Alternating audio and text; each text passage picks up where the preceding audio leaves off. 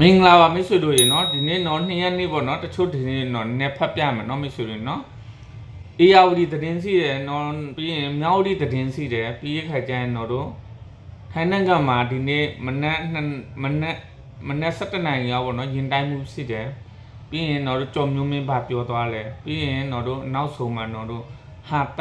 တော်လန်ရေးလေးစီတယ်နော်တို့အားပေးသွားကြပါအောင်နော်ဒီမော့နော်အေယာဝတီမှာတော့အေယာဝတီတိုင်းနဲ့စမ်းကြောင်းမြို့မှာပေါ်တာဆွဲခန့်တဲ့ညီလေးပေါ့နော်သူနာမည်ကတော့ထန်လိုင်မင်းပေါ့နော်ခေါ်စင်ပေါအထက်ပါအရာရှိကိုပြစ်ခတ်ပြီးတော့လက်နက်ကိုယူဆောင်ထွက်ပြေးသွားတယ်နော်ဇနီးနဲ့မိခင်ကိုတဲ့ဖမ်းဆီးထားတယ်ပေါ့နော်တို့စက္ကစတော်တော်ရုံးမှန်နော်နောက်မှတော့ဘေးနားမှာတော့စာရေးချထားပြီးတယ်နော်တကယ်ဒီကောင်တွေကတို့လှုပ်တဲ့လူကိုအမှန်မှန်ဆိုလှုပ်တဲ့လူပဲဖမ်းရမှာအနောက်မှာကြံခဲ့တဲ့လူတွေတို့ဖန်စီပိုင်မှုမရှိဘူးเนาะမိတ်ဆွေเนาะတို့ဥပဒေရဆိုရင်ပေါ့เนาะအခုဆိုရင်တို့မိခင်နဲ့ဇနီးကိုဖမ်းထားတယ်ပေါ့เนาะတို့တရက်နေ့ပေါ့เนาะတရက်နေ့မြောက်ဦးဒီကော့ကရိတ်ဖမ်းလမ်းပိုင်းမှာခရီးသွားတဲ့လူငယ်တွေကိုပေါ်တာဆွဲနေတယ်ပေါ့เนาะအခုရက်ပိုင်းတို့ဆင်းသွားတဲ့ညီတွေတက်လာမဲ့ညီတွေတတိထားပါဗျာเนาะမဖြစ်မပြန်သိဘူးဆိုရင်မပြန်တာအကောင်းဆုံးပဲเนาะဒီရက်ပိုင်းမှာတအားပေါ်တာဆွဲနေတယ်เนาะကင်းပြီးနဲ့မြောက်ရီကော့ကရိတ်ဖန်အာရှလမ်းမပေါ့နော်လုံခြုံရေးယူနေတဲ့အာဏာပိုင်နဲ့စစ်တပ်ကဒီလမ်းပိုင်းတွေကိုတွာလာနေတဲ့လူငယ်တွေကိုပေါ်တာဆွဲတယ်ပေါ့နော်ဒီလပိုင်းတွင်းမှာမြောက်ရီကော့ကရိတ်ဖန်ပေါ့နော်အာရှလမ်းမစစ်တပ်နဲ့ကရင်ပြည်နယ်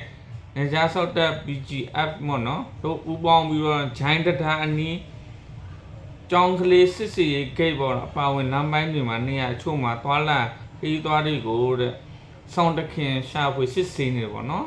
အဲ့တော့နော်လာပြောပြရပါမိတ်ဆွေတွေနော်တွာလာတတိထားပါညီငယ်တို့လို့နော်ညီငယ်ညီမတို့အားလုံးသူတော့ပေါ်တာဆွဲရနော်အားကြောင့်မို့ဒီနေ့ကတော့တို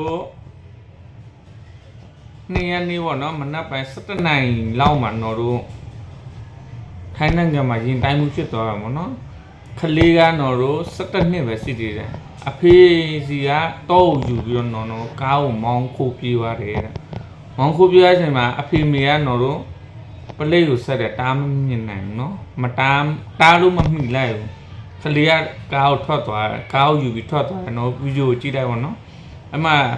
ှဖုန်းကြီး90နဲ့2ပါးပေါ့နော်အရင်ကလမ်းလျှောက်ပြီးကြောင်းသွားမဲ့ချိန်မှာတိုက်ချသွားတာနော်ဗီဒီယိုထဲမှာကြည့်တယ်မရှိဘူးနော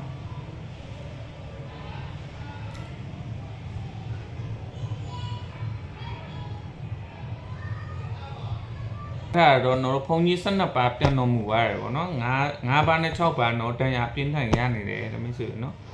်ဦးနောက်တဲ့ကတော့တို့ကြော်မြင်းမင်းပေါ့နော်အေးကိုဗာပြောနေတယ်ဥက္ကဋ္ဌဒုက္ခကိုဗာပြောနေဒီကောင်ဘလောက်ဒီဘောကိုမနေတယ်ဆိုတာအခုသူ့ကိုနှင်းဆဲပြီးထွက်လာပြီးထဲကနော်အခုသူဘာပြောမြဲတော့နော်သူကအပြစ်တွေပဲတင်တယ်ပေါ့နော်အေးနဲ့ဗာပြည့်ဒီလင်းမြန်နဲ့လက်ပြစ်တော့ကြည်စံနဲ့ပြန်ပြေးရမလားဘာညာပေါ့နော်ဆက်လောက်ကြည့်လိုက်အောင်မေးစီရဲ့ထွန်းမြတ်နိုင်တို့အုပ်စုရဲ့အောက်ကထွန်းမြတ်နိုင်အုပ်စုအောက်ကခိုင်ဒုက္ခဘာပြောလဲခင်ဗျားတို့မြင်တာပဲနိုင်ငံတော်ကခေါ်တဲ့အခါမှာထွန်းမြတ်နိုင်ဘာပြောလဲခင်ဗျားတို့ပြီးခဲ့တဲ့ရက်ပိုင်းကမနေ့ကတနေ့ကပဲထွန်းမြတ်နိုင်ရဲ့အောက်ကခိုင်ဒုက္ခပြောတဲ့စကားခင်ဗျားစဉ်းစားကြည့်နော်ခိုင်ဒုက္ခလည်းညှိုးထုံးအောင်လားကျွန်တော်မေ့တော့နေအဲ့ညောက်တဲ့တယောက်ပြောတဲ့စကားဗျာကျွန်တော်ရောကုန်ပြီနော်အဲ့ညောက်တဲ့တယောက်ပြောတဲ့စကားဆိုဘယ်လိုလုပ်မလဲခင်ဗျားဘယ်လောက်ဆိုးလဲအဲ့စကားဆိုနော်ကြည်စံနဲ့ဒီဘက်ကလေးနဲ့ဘုံကျဲနေမှာတော့သူကကြည်စံနဲ့ပဲပြန်တုံနေရမယ်တဲ့ဩနော်စကားဒီဘက်ကလေးနဲ့ဘုံကျဲနေမှာတော့ကြည်စမ်းနဲ့ပဲပြန်တုံ့ပြန်မယ်ဆိုပြီးစကားပြောတယ်အဲ့တော့လူကြားကောင်းတဲ့သူ့ဘက်ကပြောရင်လူကြားကောင်းတဲ့စကားတော့ဖြစ်တယ်သို့တော့ခင်ဗျာစဉ်းစားကြည့်ဗျာကြည်စမ်းနဲ့ပြန်ခိုင်းသူကပြောတာနော်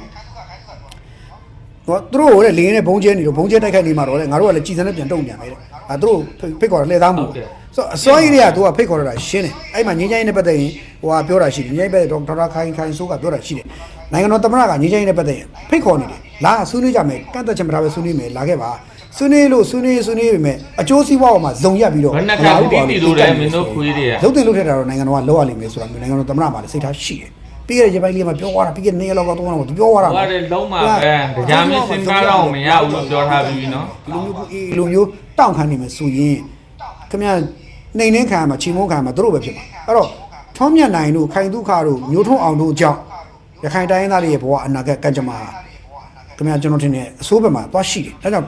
်ဒီထွန်းမြတ်နိုင်တို့ကသာလေရခိုင်ပြည်နယ်ရဲ့တက်ရခန့်တွေကထွန်းမြတ်နိုင်တို့သာလေဖြစ်တယ်ရခိုင်ပြည်နယ်ရဲ့ဒီတည်ငြိမ်အေးချမ်းရေးပြတ်သုံးအောင်လုပ်တာထွန်းမြတ်နိုင်တို့သာလေဖြစ်တယ်ဆိုတော့ကျွန်တော်တို့မြင်ရတယ်အဲ့တော့ထွန်းမြတ်နိုင်အနေနဲ့လောက်ရမှာကတခုပဲရှိတယ်ကျွန်တော်ခဏပြောတယ် ငင်းချင်းဆွေးနွေးလမ်းကြောင်းပေါ်တက်ဆွေးနွေးပြီးတော့မှကိုလိုချင်တဲ့ဒီဟိုကိုယ့်ရဲ့တိုင်းသားရပိုက်ခွင့်နေဥပဒေပေါင်းတရားဥပဒေပေါင်းနဲ့တောင်းဖွဲ့စည်းပုံချင်ဥပဒေပေါင်းနဲ့တောင်း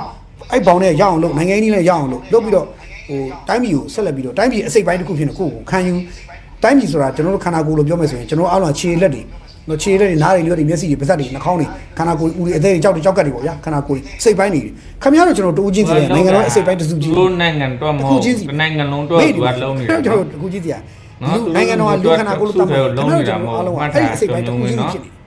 အဲ့တော့ခင်ဗျားခန္ဓာကိုယ်မှာလက်တန်းကြီးကမကောင်းပြင်လို့ရရင်ကုလို့ရရင်ကုမှာပေါ့ရတော့မကောင်းဘူးဆိုရတော့ကုမယ်မရရဆိုကြရင်တော့ကင်ဆာဆဲလို့ပြတ်မယ်ဆိုတော့အဲ့လက်တန်းဖြတ်ပြရမယ်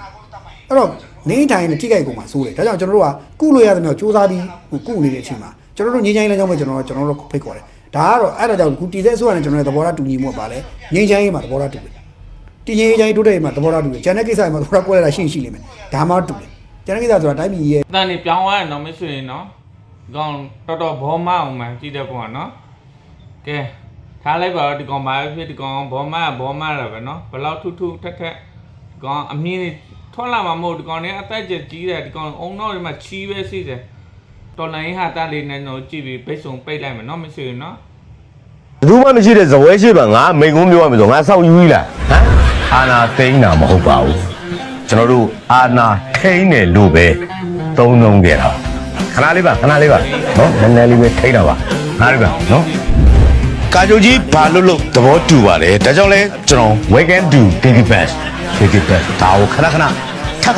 ထက်လောင်းကျွန်တော်ပြောကြတာဖြစ်ပါတယ်အဲ့ဒီတောမနဲ့ကျွန်တော်တို့ရဲ့ဒီဘောမတွေဟာနော်ဒေါ်ပွားပြီးတကလမ်းမှာအော်ချလောက်အောင်ကျွန်တော်တို့ဘုံနေကျဲတယ်မိုင်းတွေခွဲတယ်ဟလားအပြီးတဲ့ခါမှာကျွန်တော်တို့တစ်ဖက်မှာဖျားတွေတည်ကြတယ်ဒါတော့ဖျားတွေကျွန်တော်အလုပ်ပါနော်ဘုံကျဲတာတော့အဲဒီဟာလူတွေအလုပ်ပါ